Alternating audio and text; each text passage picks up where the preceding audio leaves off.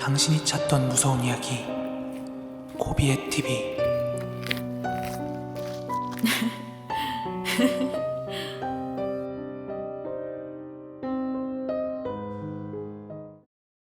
코린 여러분 안녕하세요. 고비의 TV입니다. 오늘 준비한 무서운 이야기는 두 가지인데요. 그럼 이야기 바로 시작하도록 하겠습니다.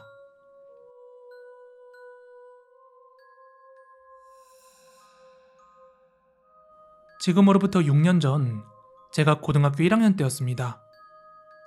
추석 차례를 지내기 위해서 충북 예산에 계신 할아버지 댁에 내려갔었는데 밤 9시가 넘어서였습니다. 할머니와 어머니들께서 음식을 준비하고 계셨는데 마침 간장이 다 떨어지는 바람에 어머니께서 간장 심부름을 시키셨습니다. 할아버지 댁은 집과 집 사이가 띄엄띄엄 있는 인적이 드문 곳이라서 작은 슈퍼까지 걸어가는데도 거의 20분 정도나 걸리는 곳이었습니다. 그래서 전 엄마, 슈퍼까지 갔다 오려면 40분이나 걸린단 말이야. 이렇게 짜증을 내는 한편 그때 담배를 처음 피우기 시작한 터라 담배를 피울 생각으로 심부름을 갔다 오기로 했습니다. 그렇게 할아버지 댁에서 나와 제 방뚝을 거쳐 오래된 다리를 지날 때쯤 뒤에서 누군가 걸어오는 소리가 들렸습니다. 마치 풀숲을 걷는 듯한 그런 소리가 말입니다.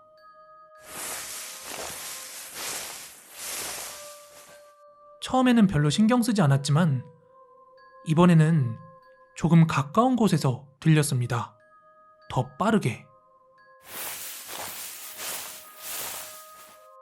순간 온몸에 소름이 돋으면서 발걸음을 서둘렀는데 마치 그 소리는 저를 따라오듯 더욱더 빠르게 나기 시작했습니다. 결국 저는 너무 무서워져 정신없이 달렸는데 가로등 없이 어두운 시골이라 뭔가에 다리가 걸려 풀숲으로 굴러 넘어졌습니다. 넘어질 때 무릎을 부딪혔는지 무릎이 너무 아팠지만 방금 전의 생각이 떠올라서 바로 일어났습니다. 그런데 제가 넘어진 곳 근처에 누군가가 쪼그리고 앉아 있었습니다. 어두워서 자세히 보이진 않았지만 뭔가 혼잣말을 중얼중얼거리고 있었기에 저는 동네 아저씨께서 취하셨나 생각하고 아저씨, 취하셨어요? 하고 말을 건넸는데 순간 저를 돌아본 아저씨의 얼굴을 보고 경악하고 말았습니다. 아저씨의 두 눈에는 눈알이 없었기 때문입니다. 그리고 저는 아저씨가 중얼거리던 말을 또렷하게 들을 수 있었습니다. 날 데려가. 나 좀 데려가. 제발. 저는 머릿속이 멍해짐과 동시에 무조건 앞만 보고 달렸습니다.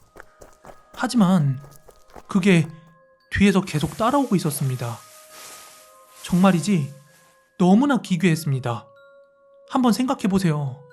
눈이 없는 남자가 풀숲을 막 기어다니면서 나 좀 데려가, 나 좀 데려가 이러면서 외치는 모습을요. 저는 어느새 슈퍼에 도착을 했고 아버지께 너무 무서우니까 빨리 좀 와달라고 전화를 드렸습니다. 저의 놀란 목소리에 당황하셨는지 아버지께선 차를 가지고 금세 슈퍼로 와주셨습니다. 너 왜 그러니? 무슨 일 있었니? 그렇게 걱정스럽게 물으신 아버지께 저는 한마디도 하지 못한 채 그대로 할아버지 댁으로 돌아왔습니다. 할아버지 댁에 도착해서야 안심이 되었던지 저는 울음을 터뜨리며 가족들에게 방금 있었던 일을 이야기했는데 그때 할머니께서 이렇게 말씀하셨습니다. 에휴, 그 녀석이 아직도 거기 있구만. 그 녀석이 네 애비 친구인데 부인 죽고 나서 거기서 농약 먹고 자살했어. 그런데 그 농약이 얼마나 셌는지 눈알이 다 빠졌단다. 지금은 할머니마저 돌아가셔서 시골에 안 간 지 5년이 넘었습니다만 아직도 생각하면 정말 아찔한 경험이었습니다.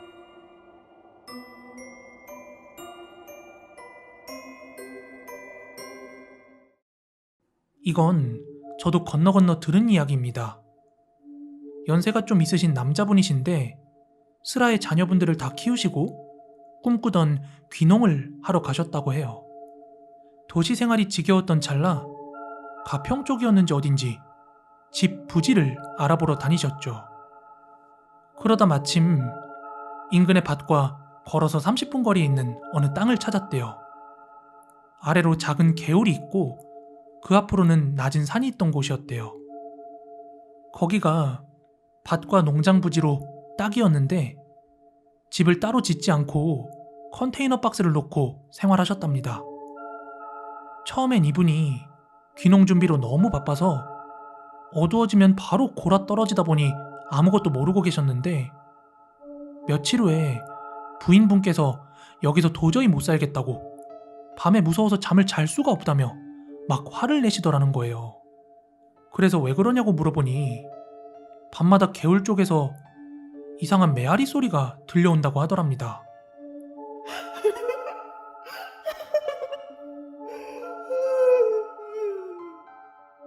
그 소리는 누군가 비명을 지르는 것 같다가도 또 웃는 소리 같기도 하고 그런 소리가 새벽 어슴푸레해질 때까지도 계속되었대요. 아저씨는 짐승 소리일 거라며 아무것도 아닐 거라고 했지만 부인분은 아니라며 똑같은 시간에 쉬지도 않고 사방에서 오는 그런 짐승이 어딨냐고 이렇게 말을 했죠. 그래서 결국 아저씨도 밤늦게까지 안 자고 같이 기다려보기로 했죠. 그리고 정말 부인께서 말한 대로 사방에서 그 소리가 들려왔다고 합니다.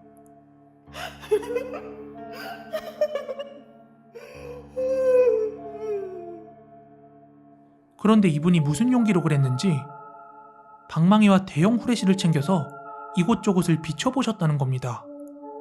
그런데 개울 건너편에서 어떤 여자가 딱 집 앞부분을 왔다 갔다 거리더랍니다. 집에서 개울 건너편이 꽤 먼 거리기도 하고 시간상 어두워서 선명하게 보이진 않았지만 건너편에 있던 그 존재가 여자였고 그 여자가 입을 쫙쫙 벌릴 때마다 그 해괴한 소리가 나는 것은 아주 확실하더래요.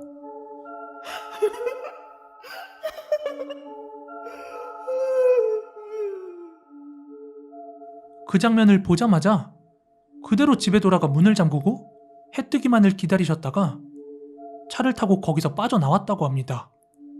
심지어 아직도 거기에서 농사는 하시는데 집은 조금 멀리 민가 쪽에 두고 사신다고 해요. 처음엔 해 떨어지기 전에 불이 나게 돌아오셨었는데 지금은 적응이 돼서 필요하면 야간 작업도 하고 때론 그 컨테이너에서 주무시기도 한대요.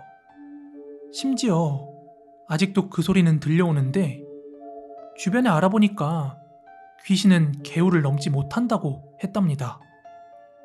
하지만 또 누군가는 이런 말을 하더래요. 개울에 물이 마르면 저 여자 넘어올 수 있으니까 조심해.